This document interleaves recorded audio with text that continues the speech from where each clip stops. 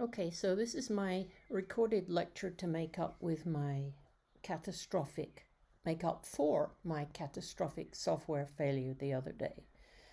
So let's go back to where we were and see what we were doing.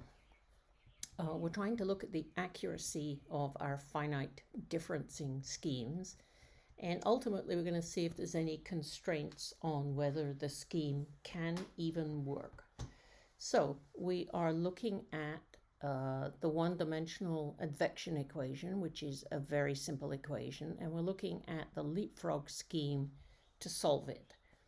And that gives us this equation. This is our finite difference equation, and you're in the middle of a homework trying to solve that with a series of numbers coming out of a computer. But it turns out that we can get a mathematical solution to this equation and see how it behaves. And so the process is to assume a solution of this form, represented by 2, and substitute it into the equation and see what we can figure out. And in particular, we're looking at this quantity lambda, which is the amplification factor. In the real solution doesn't amplify, so the absolute value of lambda is equal to 1. And so that gives us an easy way to check on the accuracy of our finite differencing methods, i.e., does the absolute value of lambda equal 1? So we went through this process the other day. You substitute 2 into 1, and you get these horrible things, but you can cancel quite a lot of stuff out, and you can always simplify a term like this using Euler's theorem, which relates to complex numbers.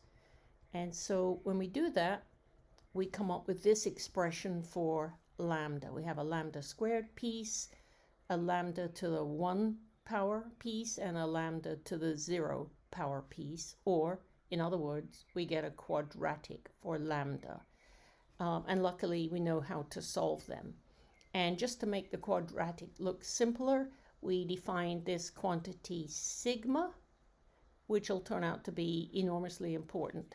So it's C delta t over delta x sine k delta x. And we'll remind ourselves what the quantities mean in a minute. So since it's quadratic, we can solve it, and we do that. And having solved it, we're going to see if lambda is larger or smaller than 1. So you can pretty easily see that we're going to have two situations here. If sigma is small, then you're taking the square root of a positive number. But if sigma is large, you're taking the square root of a negative number. So we choose to look at the two cases separately. Sigma larger than 1, sigma small, sigma less than 1. And we looked the other day at the large sigma case. And so when we do that, we find that lambda is pure imaginary. It's I times something plus or minus I times something.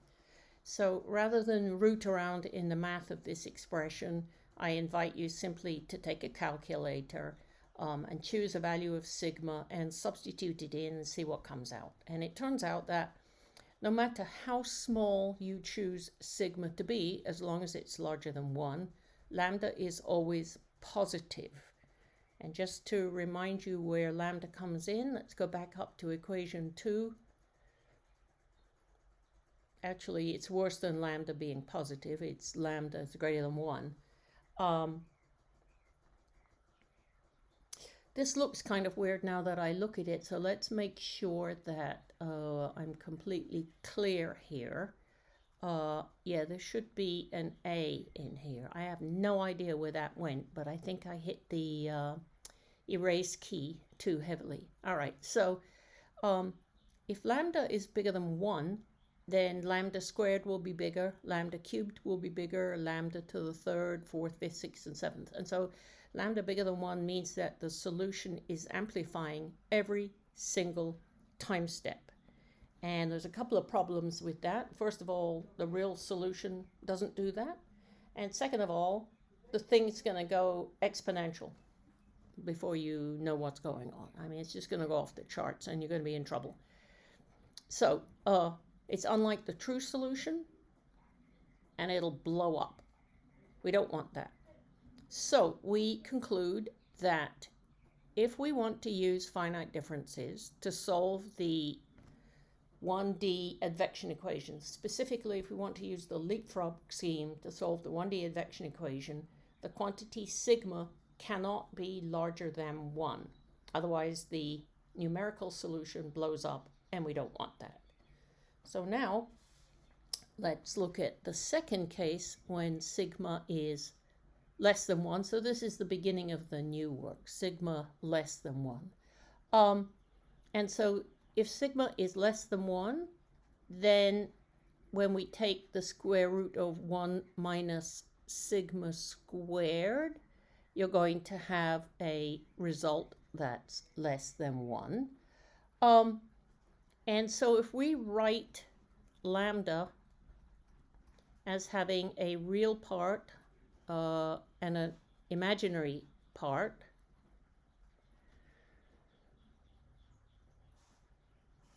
and actually this is, well, the plus or minus sign is going to come in here.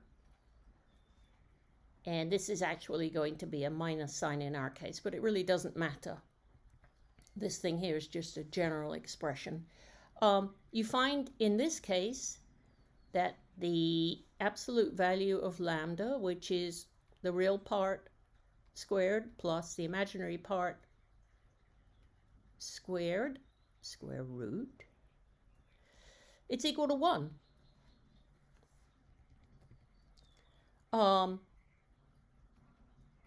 So the amplification factor equals 1 whenever the quantity sigma is less than 1. And actually, it could be less than or equal to 1. However, let me go back and write down what sigma is here. So sigma, sorry, I was thinking about C when I wrote sigma. And so sigma came out looking like C. Sigma is C delta T over delta X times sine K delta X.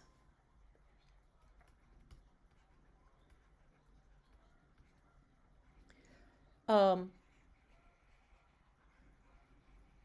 let's just remind ourselves of what these quantities are. Delta X comes from the model, and basically you choose that. I'm not sure if I should say choose or define, but you decide how many grid points you're going to have in your model, and so you choose delta X. Delta X in the denominator here and delta X here. K is the scale of whatever disturbance you're looking at. Delta T, ultimately the expression above will tell you what delta T is, and it's given by the desire to have sigma less than or equal to 1.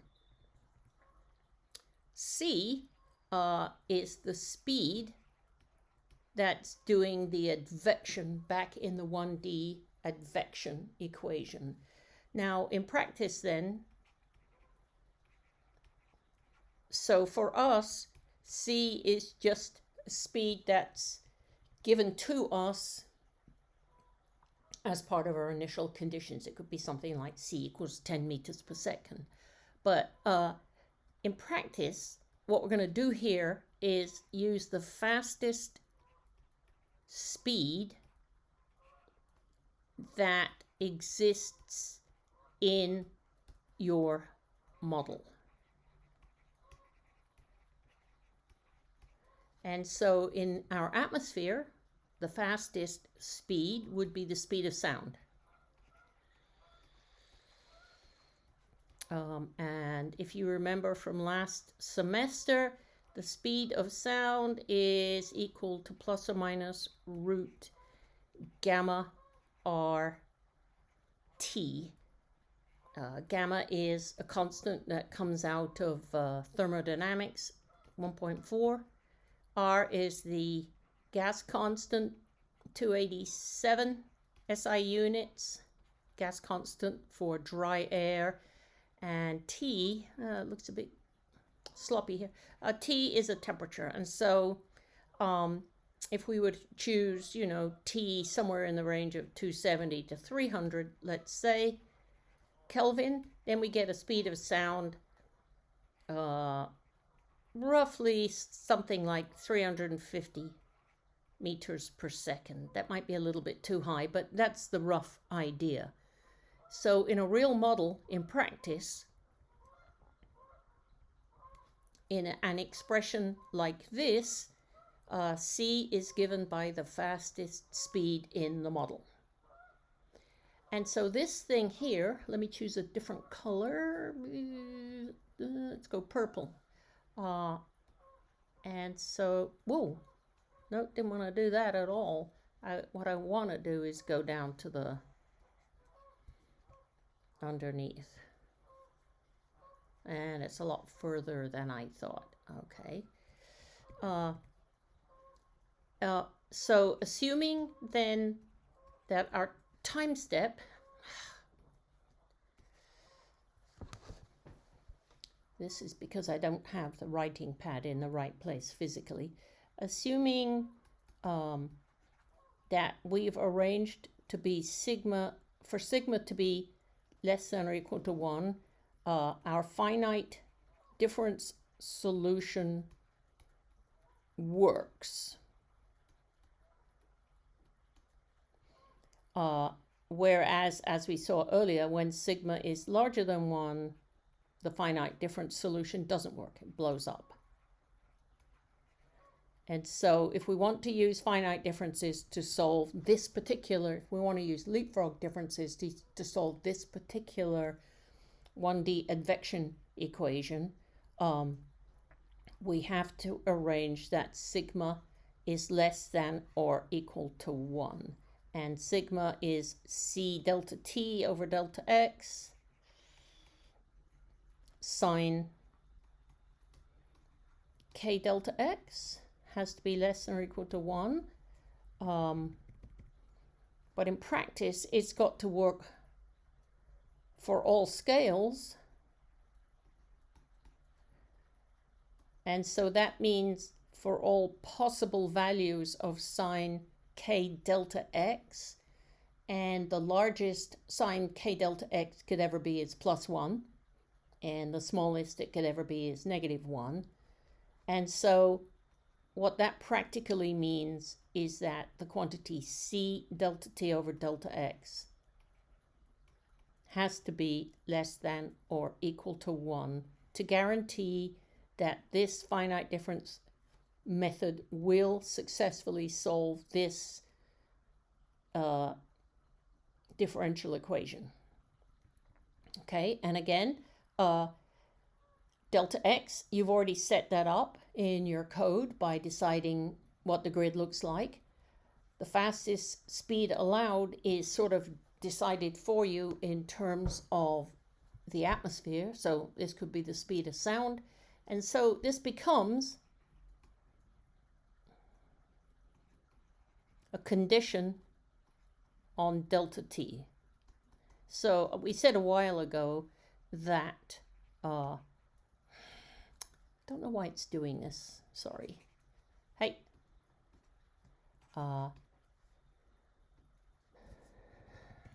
It becomes a condition on the quantity delta T, so that delta T has to be less than or equal to delta X over the speed C. And that has a physical meaning, but I'll come back and tell you what that is in a moment. I just wanted to deal with this sign here.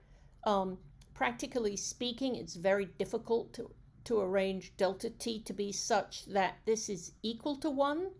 So in practice, you're really always looking for this to be less than or 1. And we'll play around with this idea once we all have our codes running to see if it makes a difference. If this is, say, 0.99 or 0.8 or 0.5 or whatever. But this is taken to be a condition on delta t written like this. And this is the infamous CFL condition.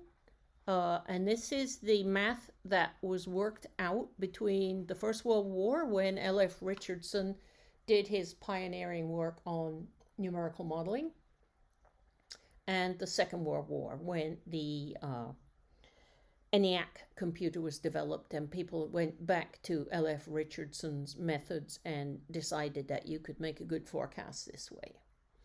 So this is the CFL condition, named after the mathematicians Courant, Friedrichs, and Levy. And you'll hear this talked about a lot. If you get into modeling, you'll always run into somebody who'll talk about the CFL condition. And what I want you to be aware of, and I'll be showing you this as we go through the next couple of weeks, is that although there may be a CFL condition for a given finite difference scheme trying to solve a given differential equation, the mathematical expression might look different. So sometimes there might be a 2 factor in here, or it might be delta x squared. But nevertheless, this is what we're talking about, the CFL condition.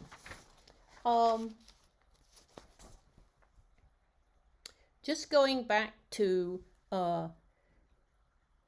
the physical meaning of this, let's think about our grid. And I'll just go ahead and write this as an XY grid, but really that's superfluous.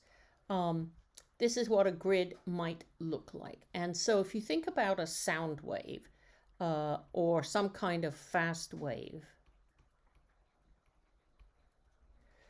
so suppose that that fast wave looks, hey, no, I don't want to do any curve fitting, thank you. Okay, let me try again. Suppose you've got a fast wave that looks like this, and it's traveling in that direction at speed c. Then at a few moments later in time, it's going to look like the same shape but move to the right. So it might look like this. Okay, that might be a terrible representation, but what I'm trying to convey to you here is the idea that the time step delta t must be small enough in order to capture the wave from one time step to the next as it's moving across the grid.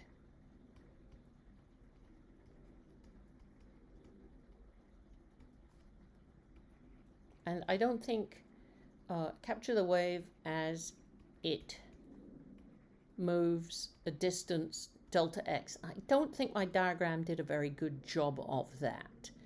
But if you have this original wave, the green wave, zipping along, and you have a time step that's too big, you're not properly seeing how that wave is moving. So physically, that's what the constriction on delta t means. It has to be small enough to capture the wave moving.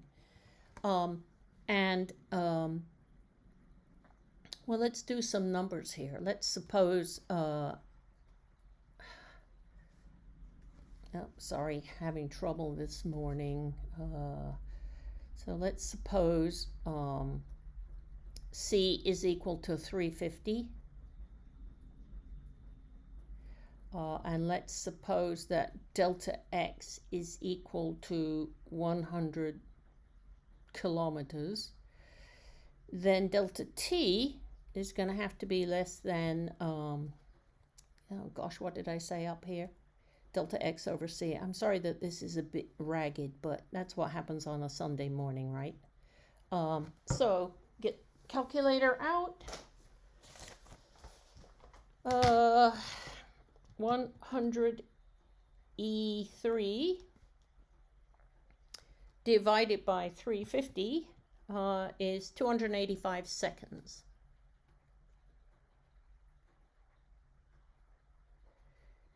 And divide that by 60, and that's 4.7 minutes.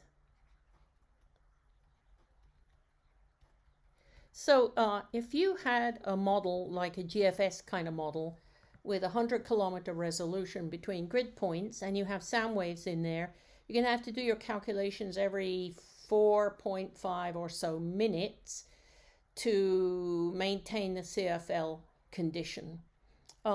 And in the early days of modeling, when this would be a typical grid length, modelers realized that they didn't need to do the calculations every 4 minutes to get a 24-hour forecast. It was just taking so much time. So very often,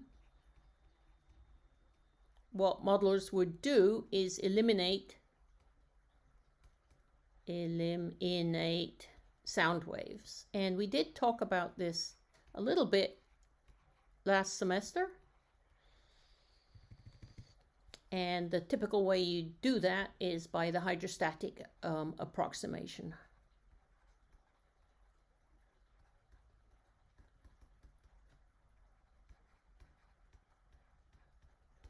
And then if you eliminate sound waves, then maybe your fastest speed then is going to be more like maybe, let's just say 100 meters per second in the jet stream, something like that. And then the time step would need to be less than, so we've got 100 kilometers, 100E3 divided by 100, that's 1,000 seconds divided by 60, that's 16.6 minutes.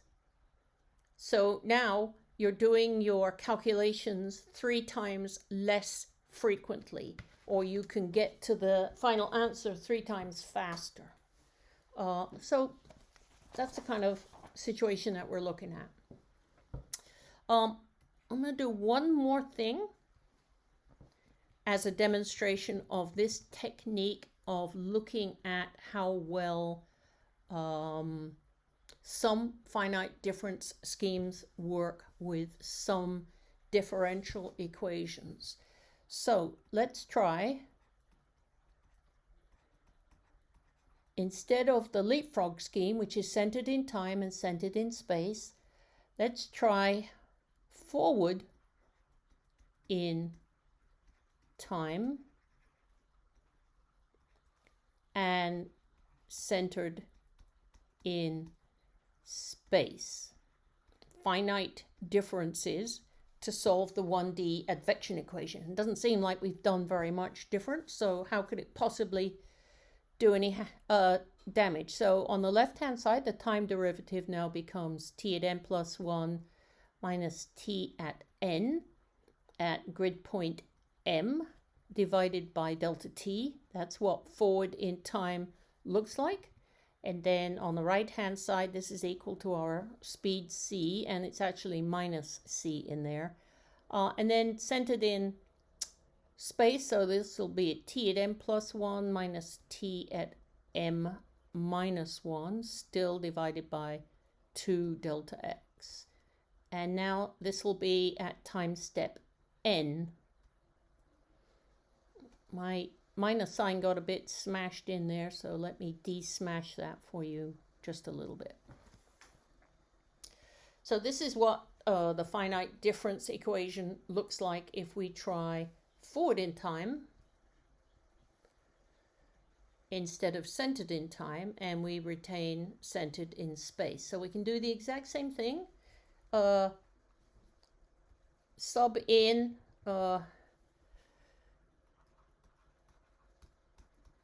our assumed solution, and solve for the amplification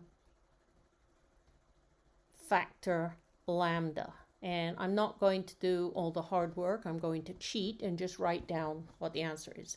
So first of all, there's only two time steps here.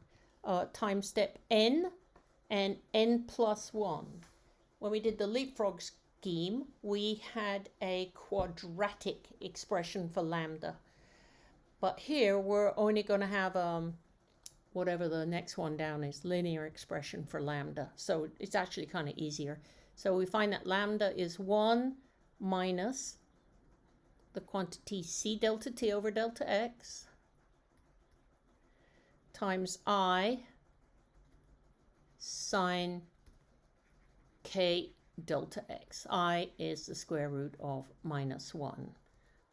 And so this is the real part of lambda. And most of this is the imaginary part of lambda minus the I piece.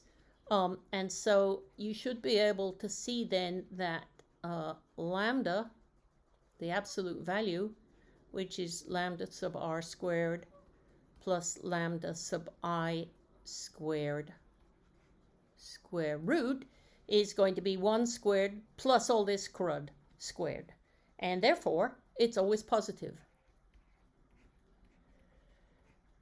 Lambda is greater than 1 always. And lambda is the amplification factor, which means that if you did use this scheme to solve this equation, it would blow up immediately. And you cannot fix this. So what we say now, and I don't think I've used this notation before, but we say that this scheme is unstable. So the idea of stability and instability is something that we discussed last semester in dynamics, but it's an idea that goes through all of physics and all of human life. You know, we all know what it's like to meet somebody who's unstable versus somebody who's very stable. So we have that idea also in numerical solving of problems. We have schemes that are stable, which means they don't blow up. And we have schemes that are unstable, which means they always blow up. What we saw a few minutes ago, the leapfrog scheme, is conditionally stable. You can keep it stable by limiting delta t. But this scheme is unstable and you cannot fix it.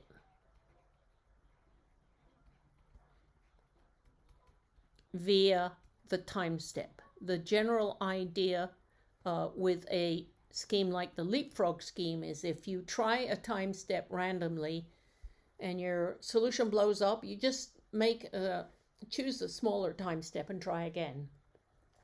And that always works, and that's what we always do. Because in the real world, the equations are generally too complicated to figure out a simple expression for delta t. So we just do it by trial and error. But if you choose to try to solve the same equation, but with forward in time instead of centered in time, there is never a time step delta t that's small enough that you can choose so that this will work. And of course, if you think about it,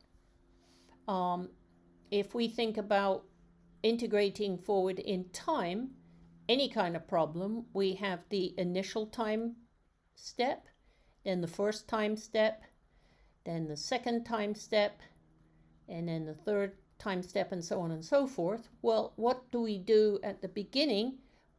We do what we have to do, which is that we use this forward time step to get from time step 0 to time step 1.